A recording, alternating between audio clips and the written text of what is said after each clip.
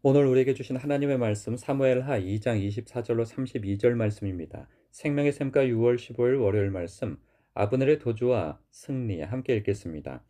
요압과 아비새가 아브넬의 뒤를 쫓아 기브온 거친 땅의 길가 기아 맞은쪽 암마산에 이를 때 해가 졌고 베냐민 족속은 함께 모여 아브넬을 따라 한 무리를 이루고 작은 산 꼭대기에 섰더라.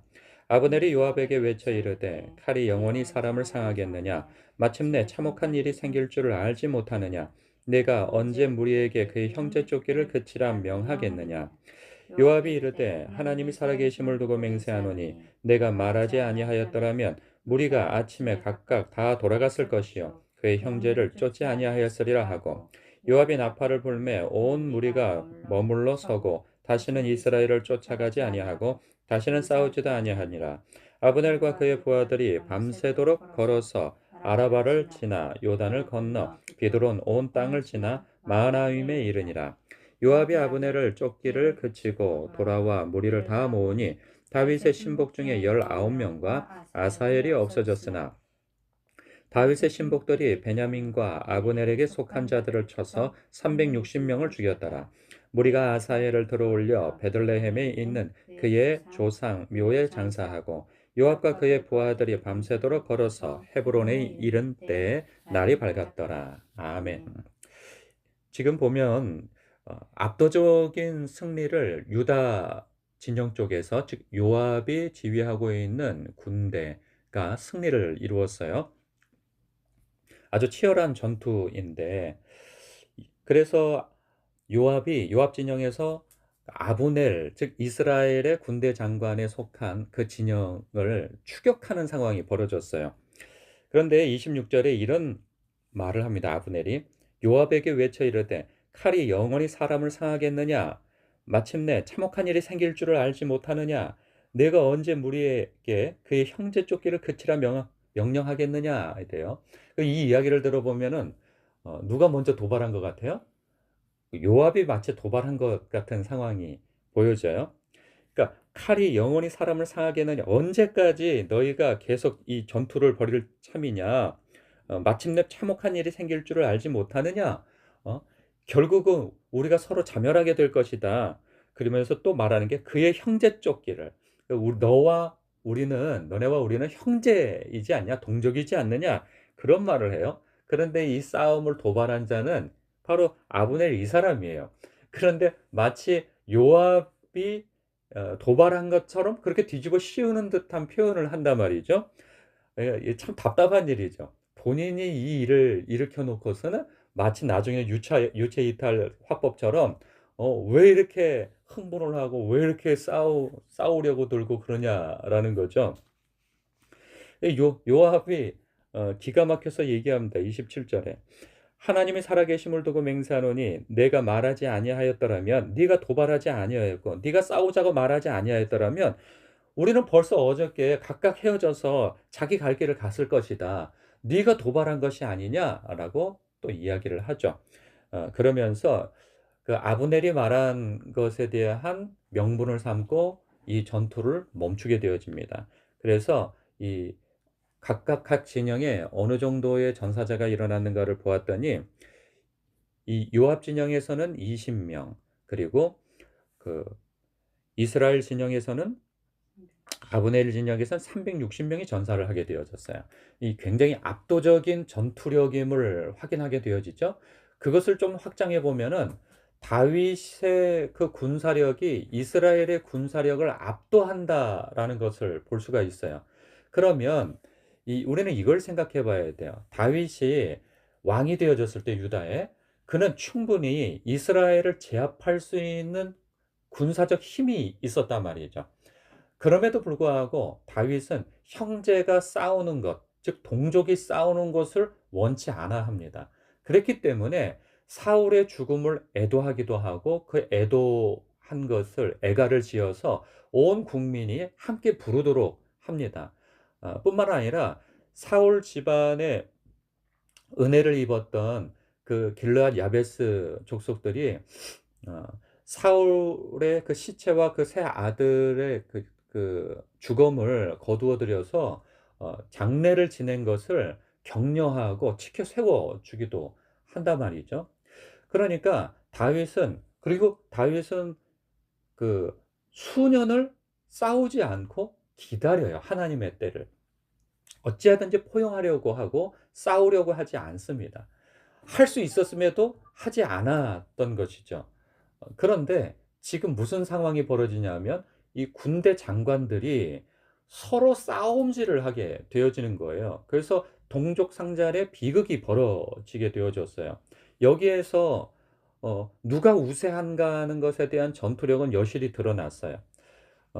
지금 이 두 군대 장관은 하나님의 뜻에 벗어난 행동을 하였거든요. 왜냐하면 아브넬이라고 하는 이스라엘 군대 장관은 이전부터 알고 있었어요. 온 백성이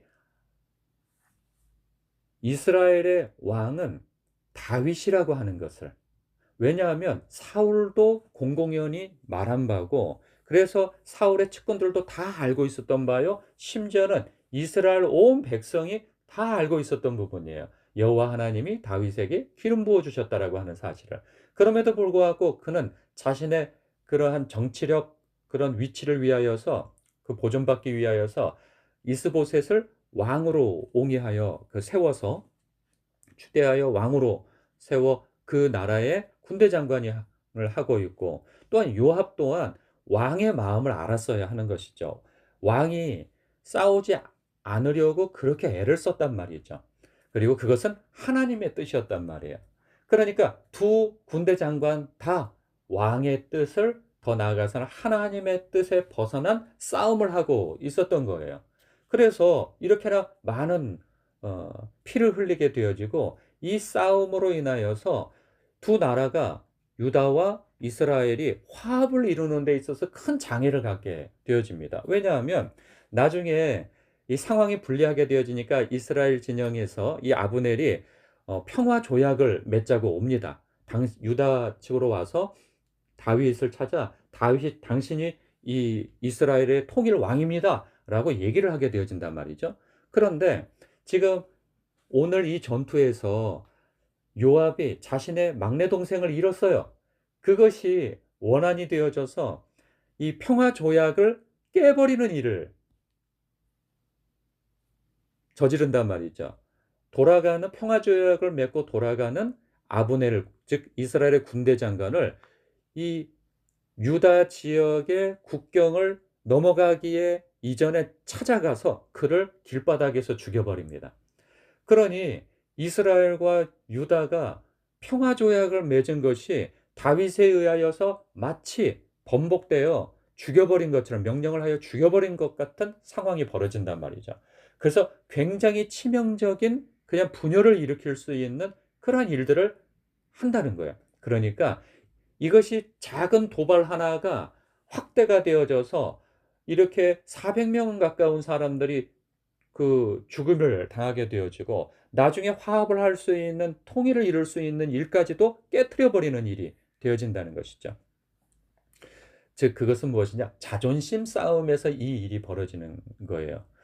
어, 교회 공동체도 그렇고 뭐 어느 공동체이든 보면 뭐 다 어느 공동체는 배제하고 교회 공동체를 보자면 우리 예수님께서 하신 말씀이 있어요.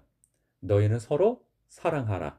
내가 너희를 사랑한 것 같이 너희도 서로 사랑하라. 이것이 새 계명으로 주어졌단 말이죠. 이렇게 너희가 서로 사랑하면 너희가 내 제자인 줄 세상이 알게 되어질 것이고, 너희가 내 백성이자 내 자녀인 것을 모두가 알게 되어질 것이다 라고 말씀하셨어요. 그러면 우리는 서로 사랑하는 것이 우리의 사명이에요, 성도들 간에. 그러나 성도, 교회 공동체나 뭐 목회자들의 공동체나 할 것 없이 우리가 주님께서 우리를 사랑하기 위해서 치른 그러한 희생을 통해서 우리가 하나님의 백성 되고 자녀 되고 하나님과 화평의 관계가 되어졌는데, 우리는 그 사랑받은 자로서 주님의 몸된 교회가, 공동체가 하나가 되기를 위한 희생을 치르지 않으려고 하는 경우가 굉장히 많아요. 그럼 그것은 무엇 때문이냐? 자존심 때문인 거예요. 이 자존심 상한 것 때문에 사람들은 감정과 자존심 그리고 내 명예 기타 등등 그 무엇이 하나님의 뜻보다 하나님의 마음보다 의중보다 더 중요하게 생각하는 경향이 많다는 것이죠. 그래서 제가 목회적 경험을 보면 교회가 대부분 부흥하려고 하는 때 그리고 기도하려고 하는 때 그게 영적 부흥이든 수적 부흥이든 한마음 한뜻으로 우리가 하나가 되어져야 이 일이 가능할 그런 지점에 놀랍게도 갈등이 일어나요. 근데 그 갈등은 큰 갈등이 아니에요. 다 사소한 갈등이에요. 사소한 갈등이 촉발되어져서 시험받는 일들이 생겨나고 그 시험받는 일들을 봉합하느라 거기에 신경 쓰느라 부흥의 불이 꺼져 버리고 기도의 불이 꺼져 버리고 하는 거예요. 이것이 늘 반복이에요, 교회마다.